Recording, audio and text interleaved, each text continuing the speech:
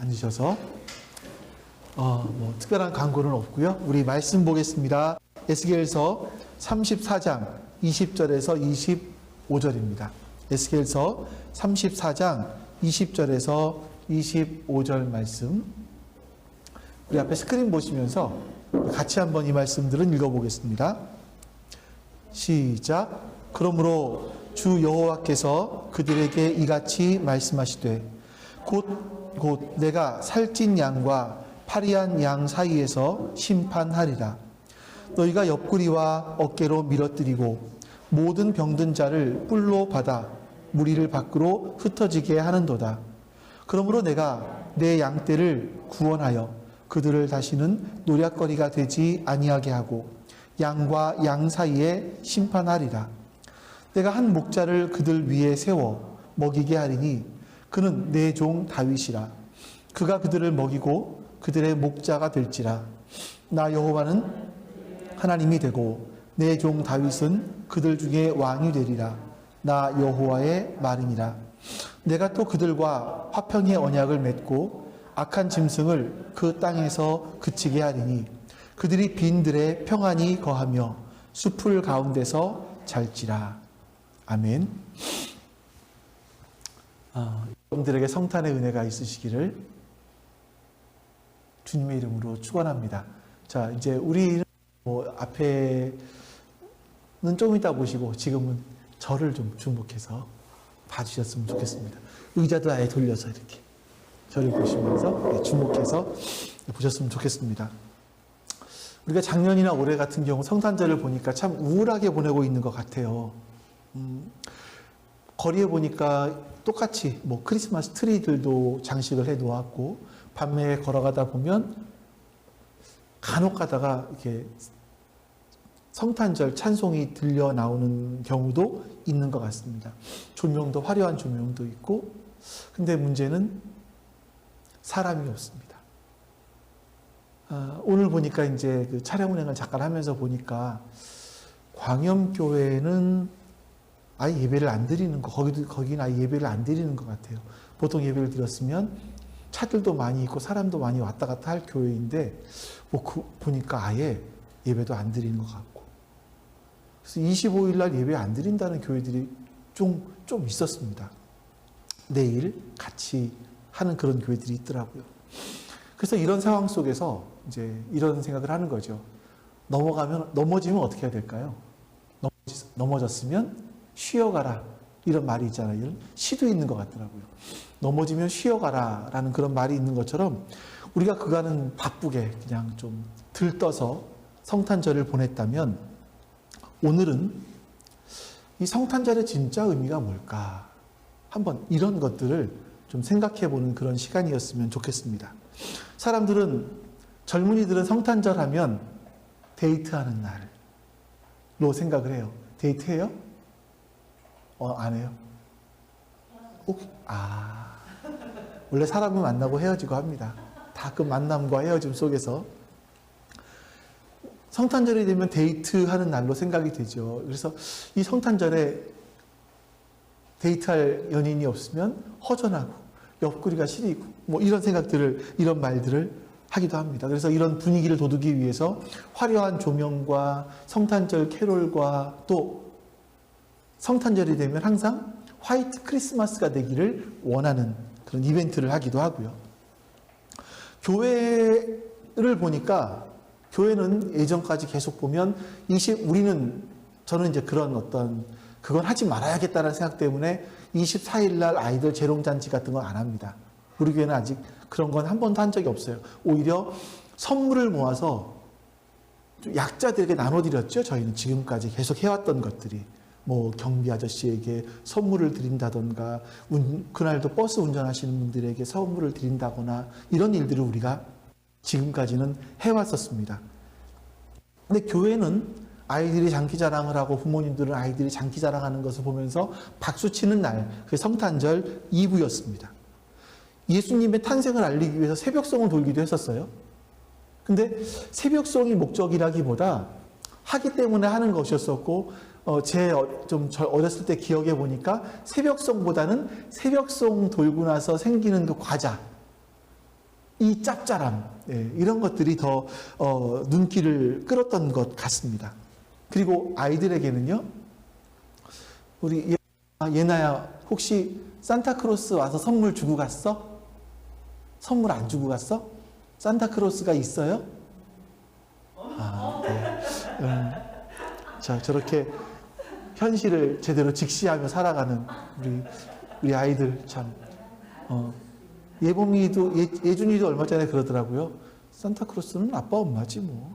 이렇게. 아빠, 산타크로스를 가장해서 24일 날 내 머리맡에 선물 놔줄 거지? 이렇게 얘기를 하더라고요. 산타크로스는 이제 아이들이 없다라고 생각을 합니다. 근데 예전에만 해도 산타크로스를 가장한 부모님들이 선물 놔주는 날, 이런 날로 생각을 했었습니다. 그러니까 되게 흥겹고 즐기는 날, 이런 날이었죠. 근데 여러분, 성탄절이 정말 즐거운 날일까? 이건 우리가 한번 정말 생각해 봐야 될 그런, 진지하게 생각해 봐야 될 그런 문제인 것 같습니다. 예수님께서 우리를 구원하러 오셨기 때문에 즐거운 날은 맞습니다. 기쁘고 감사한 날은 맞아요. 근데 막상 생일을 맞으신 당사자이신 그 예수님은, 물론 25일이 생일일지 아닐지는 모르지만, 그 예수님은 이 땅에 오셔서 평생 동안 고생만 하시고 고난만 당하시다 돌아가셨습니다. 예수님은 십자가에 죽으러 오셨습니다. 고난받고 십자가에 죽으러 오신 예수님 때문에 우리가 구원의 복을 누리고 기뻐할 수 있는 건 사실이지만, 사람들이 그 기쁨 속에, 성탄절의 이 기쁨 속에 구원의 기쁨과 십자가의 은혜에 대한 가슴 아픔과 이런 것이 같이 묻어나와야 되는데, 하나님의 아픔, 예수님의 그 아픔, 그것들은 전혀 생각하지 않고 즐기는 날로만 우리가 성탄절을 생각하고 있는 것이 아닌가 하는 생각이 듭니다. 그래서 이런 생각 끝에 우리가 한번 성탄절의 의미를 생각해 보자, 오늘은. 그러면서 성탄절과는 정말 어울리지 않는 에스겔서 말씀을 가지고 여러분과 함께 말씀을 나눕니다. 오늘은요, 하나님께서 당신의 아들을 세상에 보내실 때 어떤 이유 때문에 이 땅에 그 하나님의 아들을 보내셨을까? 여기에 대해서 생각해보고 하나님 아버지의 마음은 어땠을까 하는 부분들을 같이 한번 생각해 보려고 합니다. 제가 요즘에 계속 강조하고 있는 것은 뭐냐면, 세상은 하나님을 배반했기 때문에 깨어지고 상했다라는 겁니다. 세상은 깨어진 세상이 되었다라는 거죠. 그러니까 비정상적인 세상이 되었다라는 겁니다. 하나님께서 원래 목적하신 세상이 아니라 인간의 죄로 말미암아 비정상적인 세상이 되었다. 자, 그 비정상적인 세상은 무엇인가? 34장 2절 말씀을 좀 볼까요? 인자야, 너는 이스라엘 목자들에게 예언하라. 그들 곧 목자들에게 예언하여 이르기를, 주 여호와께서 이같이 말씀하시되, 자기만 먹는 이스라엘 목자들은 화 있을진저 목자들이 양떼를 먹이는 것이 마땅하지 아니하냐. 그러니까 목자는 양을 먹이는 사람들입니다. 양을 치는 사람들이죠. 근데 보니까 이 목자들이 양떼를 먹이지 않고 자기만 먹는다라는 거예요. 목자가 목자의 역할을 하지 않고 자기만 먹는다. 그래서 하나님께서는 그 목자들이 이 비정상적인 모습에 화가 나 있다. 8절 말씀 또 볼까요? 주 여호와의 말씀에 내가 나의 삶을 두고 맹세하노라. 내 양떼가 노략거리가 되고 모든 들짐승의 밥이 된 것은 목자가 없기 때문이라. 내 목자들이 내 양을 찾지 아니하고 자기만 먹이고 내 양떼를 먹이지 아니하였도다. 하나님께서 하나님의 양떼가 노략거리가 된 이유, 들짐승의 밥이 된 이유가 있는데, 그 이유는 목자가 없기 때문이다 라고 말씀하세요. 그 목자가 없었습니까? 목자가 없지 않았어요. 당시 종교 지도자, 사회 지도자, 장로들, 이 사람들이 목자였었습니다. 근데 이들은 하나님께서 맡겨주신 양을 찾으려고 하지 않고 오히려 그 양들을 잡아서 자기의 배를 불리려고 했다는 겁니다. 양들은 굶겼다는 거예요. 비정상적이라는 거죠, 이런 것들이. 그러면 목자들만 그랬느냐? 양과 양들 사이는 어때? 얼마나 비정상적이었냐 하면 20절부터 22절 말씀. 그러므로 주 여호와께서 그들에게 이같이 말씀하시되 나 곧 내가 어떤 양이 나오나 보세요. 살찐 양과 이 파리한 양 사이에서 심판하리라. 파리하다라는 게 혹시 뭔지 알아요? 파리하다라는 건 말랐다라는 거예요. 빼짝 말랐다라는 거예요. 못 먹어서. 그러니까 살찐 양이 있고 못 먹어서 마른 양이 있고 같은 계열인지 병든 양이 있어요. 마르고 병든 양을 여기서 살찐 양과 파리한 양에 의해서 심판하리라. 너희가 옆구리와 어깨로 밀어뜨리고 모든 병든 자를 뿔로 받아 무리를 밖으로 흩어지게 하는도다. 그러므로 내가 내 양떼를 구원하여 그들로 다시는 노략거리가 되지 아니하게 하고 양과 양 사이에 심판하리라. 여기서 보니까 이 살찐 양들이요, 목자가 아니라 양들 사이에서도 살찐 양들이 파리한 양, 마른 양, 병든 양들을 어깨로 들이받고 밀고 뿔로 들이박아서 무리를 밖으로 내보냈다라는 거예요. 그러니까 다시 말하면 을들이 병에게 또 갑질을 하고 있는 세상, 이런 거를 지금 말하고 있는 거죠. 성경은요, 이 세상이 비정상적인 이유, 이 세상이 깨어진 이유가 목자가 목자 역할을 하지 못했고, 또 양들은 양들끼리 서로 싸우고, 좀 힘이 있는 양들이 힘이 없는 양들을 밀어내고 못 살게 굴었다. 이런 얘기를 하고 있는 겁니다. 하나님께서 지금 2600년경에 이 에스겔 말씀이 기록되었는데요. 에스겔 당시에 사람들이 살아가는 모습이나 2600년이 지난 지금의 사람들이 살아가는 모습이나 똑같아 보입니다. 다를 것이 없어 보입니다. 자, 한번 우리 코로나를 가지고 얘기를 해볼까요? 코로나가 지금 이제 조금씩 뭐 이렇게 희망이 좀 약간 보일까 말까 막 이러기도 해요. 코로나 백신이 나왔죠. 근데 오미크론 때문에 그 백신 맞아도 효과가 없다라는 얘기도 하기도 하고, 뭐 그래서 부스터샷 3차까지 맞기도 하고. 근데 보니까 3차까지 맞은 나라는 우리나라 뭐 선진국들이에요. 이스라엘이지만 우리나라, 뭐 영국, 뭐 이런 나라들이 3차까지 주사를 맞았어요. 근데 이 바이러스가 변이가 어느 나라에 생기죠? 선진국에 생기죠, 주로? 아니요. 백신 잘 맞지 못한 나라에 생깁니다. 지금 우리나라가 화이자에서 나온 그 코로나 치료제를 경구용 알약, 먹는 알약을 30만 개 플러스 알파를 구매했다고 해요. 선구매죠. 아직 만들지 않았음에도 불구하고 돈을 미리 지불하고 이제 나오는 대로 받기로 한 선구매. 일본은 200만, 영국은 뭐 2, 300만, 미국은 1000만 개를 구매했는데 우리는 30만 개 플러스 알파. 안 돼요. 근데 여러분, 우리나라까지 했으면 백신도 못 구한 나라에서 이런 치료제를 살 수 있을까요? 문제는 뭐냐면 이런 백신 접종받지 못한 나라에서 변이가 생기니까 백신을 3차 맞고 4차 맞아도 또 변이가 생기면 뚫리잖아요. 또 뚫리는 거잖아요. 혹시 신문 보셨어요? 화이자 백신 원가가 얼마인지 아세요?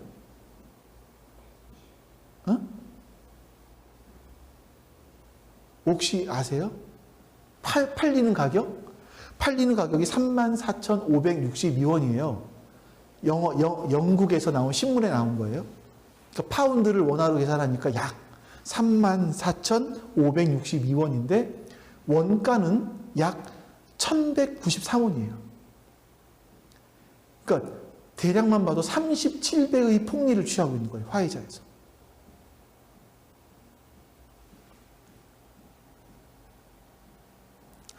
만약에 이 사람들이 좀 싸게 해서 백신 기술들을 세계에 좀 보급했다면 지금 이랬을까? 세계가요? 그렇게 하지 않는 이유가 뭘까요? 아스트라제네카는 되게 싸게 공급했잖아요. 근데 아스트라제네카는 현재 안 팔리고 있죠. 예. 화이자, 모더나 이런 건 팔리고 있어요. 자, 괜찮아요. 왜 그럴까? 왜 안 팔릴까? 우리 너무나 당연하게 생각해요, 이건요. 이런 현상들을 보면서 돈이 있어야 백신도 맞는 거고, 돈이 없는 나라는 백신 못 맞는 거지 뭐. 이걸 너무나 당연하게 여기 생각을 하는데, 여러분, 왜 이런 현상들이 우리 이 세상에 일어나고 있을까요? 돈 때문이죠, 결국은. 돈과 직결되어 있는 거기 때문에 그렇습니다. 그러니까 목자라고 지칭할 수 있는 강자들이 약자들을 잡아서 자기 배를 불리고 있는 현 상황인 거예요. 양들끼리는 더 약한 양들을 밀어내서 자기의 부를 더 쌓으려고 하고 있는 것이 지금의 세상입니다. 근데 우리는 이 땅을 살아가면서 이것이 너무나 당연한 것처럼 생각을 해요. 단지 여러분, 내가 강자가 되지 못한 게 아쉬워. 힘센 양이 되지 못한 게 아쉬워요. 그래서 갑이 되지 못하고 을로, 아니 또 병으로 되어가는 것이, 그것이 내가 아쉬운 거죠. 이게 지금 세상의 풍조입니다. 하나님께서는 이런 세상을 보시면서 이 세상은 비정상적이야. 하나님께서 이런 세상을 심판하실 거야 라고 말씀하시는 거예요. 우리가 하나님의 심판을 가볍게 생각을 하면 안 되는데, 세상의 사람보다도 못해요. 세상 사람들은 이런 말을 해요. 아주 원시적인 신에 대한 두려움 때문에, 아유, 저러다 벌 받지 저거. 이런 말 하잖아요. 근데 우리 그리스도인들은요, 그런 것도 생각을 안 해요. 왜 그러냐면, 하나님은 사랑의 하나님이시고, 하나님은 용서의 하나님이시기 때문에. 하나님께서 정의의 하나님이시라는 이야기를 별로 안 해요. 공의의 하나님이시라는, 죄를 지으면 그 지은 것에 대한 대가를 치르게 하시는 그 하나님에 대해서는 별로 이야기하지 않아요. 왜냐하면 사람이 안 오니까. 부담스러워한대요. 그러니까 여러분들은 제가 계속 그런 얘기를 함에도 불구하고 그 부담을 느끼면서까지도 예배드려서 감사합니다. 제가 정말 감사하기 같아요. 오늘 한국교회는요, 하나님의 공의에 대해서 별로 얘기하지 않습니다. 왜냐하면 하나님은 착한 분, 용서하시는 분으로 이야기를 하기 때문에 하나님에 대한 경외감이 없습니다. 경외, 두려움과 사랑. 근데 여러분, 기독교 역사를 쭉 지금까지 보시면 기독교에서 은혜, 용서, 사랑, 이것만 강조했을 때는 기독교는 타락했어요. 역사적으로 보면 그렇습니다.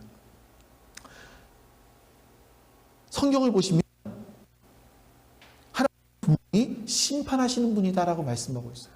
우리가 역사를 기억하지 못한, 기억되지 않는 역사는 반복됩니다. 우리 역사를 기억하지 못하면 그 역사는 반복돼요. 우리 역사를 기억할 수 있어야 돼요. 하나님은 심판하시는 분이신데 양과 양들 사이에서 심판하시겠다라고 분명히 말씀하세요. 하나님은 하나님 백성들이 이 불평등하고 불균형한 불의한 관계, 이런 관계에 분노하고 계시기 때문에 심판하신다. 이런 세상은 비정상적이기 때문에 심판하시겠다고 말씀하세요. 그럼 심판을 어떻게 하시느냐? 23절부터 25절. 제가 또 읽어드리겠습니다. 내가 한 목자를 그들 위에 세워 먹이게 하리니 그는 내 종 다윗이라. 그가 그들을 먹이고 그들의 목자가 될지라. 나 여호와는 그들의 하나님이 되고 내 종 다윗은 그들 중에 왕이 되리라. 나 여호와의 말이니라. 내가 또 그들과 화평의 언약을 맺고 악한 짐승을 그 땅에서 그치게 하리니 그들이 빈들에 평안히 거하며 숲을 가운데에서 잘지라. 하나님께서 목자를 한 분 하나 세우겠다라고 말씀하십니다. 원래 목자란 양들을 돌보아야 되는데 양들을 돌보지 않으니까 자기 일속만 차리니까 그런 목자가 아니라 하나님께서 따로 목자를 또 세우시겠다요.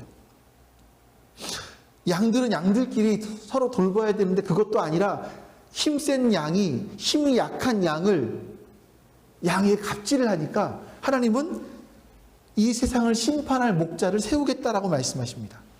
그리고 이 세상을 심판할 그 목자를 통해서 하나님께서 하나님의 양들을 먹이시겠다라고 말씀하세요. 그게 누구라고 말씀하십니까? 여기서 보면 다윗. 근데 여러분, 다윗은 BC 1000년경의 사람이고 에스겔서는 BC 590년경에 기록된 성경이에요. 그러면 약 400년의 차이가 있잖아요. 다윗은 400년 전의 사람이에요. 그럼 이 말은 그 다윗이 역사적으로 살아있던 그 다윗을 얘기하는 것이 아니라 다윗의 자손 메시아를 얘기하는 거죠. 그 메시아가 이 땅에 와서 이 땅의 양과 양들 사이에서 이 땅을 심판할 것이고 제일 마지막에 보면 악한 짐승을 그 땅에서 그치게 하리니 그들이 빈들의 평안이 거하며 숲을 가운데서 잘지라. 그러니까 그 목자가 이 땅에 와서 이 땅에 평화를 줄 것이다 라고 말씀하고 있는 겁니다. 이건 여러분, 예수님께서 이 땅에 평화를 주시기 위해서 오셨는데 지금도 이스라엘 사람들은요, 예전 다윗과 같은 메시아가 오기를 기대하고 있어요. 이 말씀 때문에. 옛날에 다윗은 어떤 다윗이었냐면 힘이 있는, 권력이 있는 다윗이었습니다. 지금도 그런 메시아가 오기를 기다리고 있어요. 근데 우리 예수님은 어디 오셨습니까? 가난한 식민지 국가에, 목수의 집안에, 그것도 말 먹이통에 오셨습니다. 거기서 태어나셨습니다. 정말 놀라운 일이죠. 누구도 예수님께서 이렇게 오실 것이라고는 상상도 못했습니다. 하나님이 이 땅을 구원하기 위해서 힘과 권력을 갖고 오실 줄 알았는데 그런 건 아무것도 갖고 오지 않으셨어요. 예수님이 갖고 오신 건 딱 하나. 사랑. 하나님은 예수님께 그 사랑 하나 쥐어서 이 땅에 보내셨습니다. 그리고 그 사랑으로 이 땅을 변화시키기를 원하신 거죠. 에스겔 당시에 가장 강대국은 바벨론입니다. 바벨론은요, 세상을 정복하면서 힘으로, 권력으로, 돈으로 세상을 바꿀 수 있다라고 생각을 했어요. 그게 지금 우리의 세상과 똑같죠. 근데 하나님은 세상을 바꿀 수 있는 건 힘도, 권력도, 돈도 아니라 사랑이라고 말씀하시는 겁니다. 그래서 예수님은 그 사랑 하나 가지고 이 땅에 오신 거예요. 예수님 살아가신 모습 보니까 세상에 버려진 자들 곁에 계셨고요. 같이 있으면 오해받을 만한 사람들 곁에 계셨고요. 약자 곁에, 만물의 찢기와 같이 여기는 그런 사람들 곁에 예수님은 함께 계셨습니다. 그것이 세상의 왕으로 오신 예수님이 가진 사랑이었습니다. 여러분, 성탄의 의미가 바로 여기에 있는 거죠. 배역한 세상을 심판하고 이 세상에 고통당하고 있는 양들을 살리고 먹이기 위해서 왕이신 예수님께서 인간, 아기의 모습으로 이 땅에 오신 것. 무엇 가지고? 사랑 하나 가지고 이 땅에 오신 것. 그래서 그 사랑으로 말미암아 이 땅이 회복되기를 원하시는 것이 바로 성탄의 의미인 겁니다. 자, 보세요. 25절. 하나님께서 예수님 보내시면서 품었던 꿈이 있습니다. 자, 같이 한번 읽어보겠습니다. 이 말씀. 시작. 내가 또 악한 짐승을 그 땅에 지게 하리니 평안이 거하며 숲을 가운데서 잘지라. 하나님께서 꾸신 꿈이 뭐냐면, 하나님이 이루시는 나라는 뭐냐면 평화로, 하나님의 평화로 가득한 나라. 악한 짐승들을 제거하시겠다고 말씀하시고, 악한 짐승은요, 자신이 가지고 있는 힘을 통해서 약한 자들을 착취하는 사람들 말이죠. 하나님은 이런 세상에 평화가 오게 할 것이다. 이런 빈들의 평안이 거하며 숲을 가운데서도 잘 것이다. 이 빈들이라는 의미는 이런 거예요. 옛날에는 자신을 보호할 수 있는 게 성이잖아요. 성이 없어요. 빈들에 있으면 누가 올지를 모르지, 누가 공격할지 모르지 않습니까? 근데 그 누가 공격할 대상이 없는 그런 평화가 있는 숲을 가운데서 자게 될 것이다. 이렇게 말씀하고 있는 겁니다. 그리고 그 평화를 이 땅에 이루어내기 위해서 하나님은 우리를 부르셨습니다. 먼저 하나님의 용서를 경험한 사람, 하나님의 평화를 먼저 맛본 사람, 누린 사람, 우리들을 통해서 하나님은 이 땅에 평화가 오기를 원하시는 거죠. 그래서 우리는 하나님을 심판의 하나님이 아니라 이 땅을 구원하시는 하나님이라는 것을 깨닫게 된 바로 그런 사람들인 겁니다. 그래서 여러분들이 살아간 삶의 자리에 이런 일들이 있어야 돼요. 우리 집사님들이 살아가신 삶의 자리에 후손들이 바라볼 때 아빠가 걸어간 자리에는, 엄마가 걸어간 자리에는 평화가 있었어. 응? 자식들이 우리를 보면서 그렇게 얘기할 수 있어야 돼요. 엄마가 살아간 그 삶의 뒷걸음을 보니까 거기에는 항상 평화가 있었어. 우리는 평화의 흔적을 남기며 살아가는 그런 사람들이 되어야 되는 거죠. 그래서 여러분, 성탄절은 정말 대단한 날이죠. 하나님께서 당신의 아들을 이 땅에 보내신 날입니다. 근데 하나님께서 어떤 마음으로, 어떤 목적 때문에 그 하나님의 아들을 이 땅에 보내셨는지를 알지 못하면 그냥 이날은 홀리데이 시즌이라 그랬나? 미국 사람들이. 성탄절이라고 안 하고요. 성탄절도 아니라 그냥 빨간 날이죠. 공휴일. 우리나라 말로 하면 연휴이지요. 하나님은 이 고통받고 있는 수많은 양들에게 마른 양들, 병든 양들, 건강하지 못한 양들을 바라보시면서 우리가 그들에게 다가가서 그들을 돌보아 주기를 하나님은 원하시는 겁니다. 우리는 그걸 해야 될 사람들이라는 거죠. 우리는 그 은혜를 아들의 죽음을 통해서 여러분과 제가 하나님을 알게 되었고, 이제는 하나님이 더 이상 두려운 분이 아니라 심판의 주가 아니라 자기 아들을 내어주신 그 사랑의 하나님으로 깨닫게 되었기 때문에 그 은혜를 받은 사람들이 크리스천입니다. 그걸 깨닫기 시작한 사람들이 크리스천이죠. 그럼 뭘 해야 됩니까? 우리가 할 일들이 분명하게 있습니다. 우리는 내가 살아가는 그 지역에서 평화를 조금이라도 이루어야 돼요. 여러분이 다니는 직장에서 여러분들은 평화의 도구가 되어야 돼요. 평화를 이루는 사람. 여러분이 옆집 사람들과 보면서 지내면서 평화의 도구가 되어야 돼요. 평화를 이루어내는 사람들.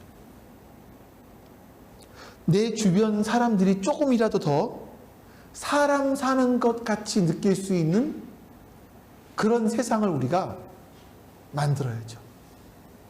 여러분, 우리는요, 그냥 남들과 똑같은 사람들이 아닙니다. 우리는 정말 특별한 사람들이죠. 여러분과 저는 정말 특별한 사람들이에요. 그래서 여러분들이 이 땅에서 이 깨어진 세상이 조금이라도 회복되고 사람들의 두려움이 조금이라도 작아지고 뭔가 희망을 발견할 수 있도록, 그래서 여러분들을 바라보면서 희망을 느낄 수 있도록, 아, 저렇게 살면, 이런 희망 말고요, 할 거야, 돈 많이 벌 거야, 이런 희망 주는 거 말고, 야, 저렇게 사니까 사람 사는 것 같네. 아, 저 집을 보니까 아, 사람 사는 것 같네. 저런 집안이 됐으면 좋겠어. 이런 희망을 줄 수 있는 여러분들과 제가 될 수 있기를 간절히 바랍니다. 하나님은 이 일들을 이루실 때 다수를 통해서 하시지 않으셨어요. 한 사람들을 통해서 이 일들을 하셨죠.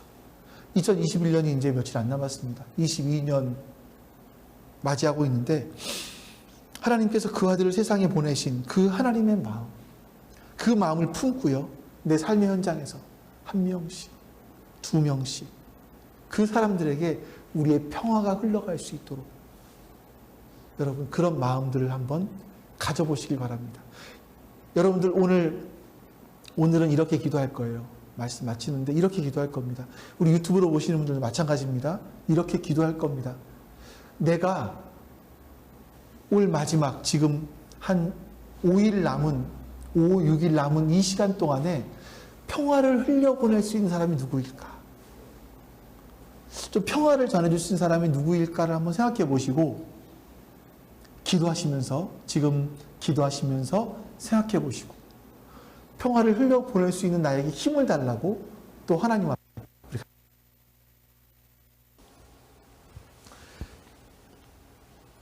이제는 인간의 죄를 담당하기 위해서 이 땅에 아무 힘없는 어린 아기의 모습으로 오신 그것도 말 구유 위에서 처음 탄생되신 그 예수 그리스도의 은혜와 사랑 하나 손에 쥐어주고 그 아들을 이 땅에 보내신 하나님 아버지의 그 크신 사랑하심과 우리로 그 사랑을 깨닫게 하시는 성령 하나님의 내주하심과 교통하심이 지금 성탄절 예배를 드리는 모든 하나님 백성들 머리 위에 지금부터 영원토록 함께 하시기를 간절히 축원하옵나이다. 아멘.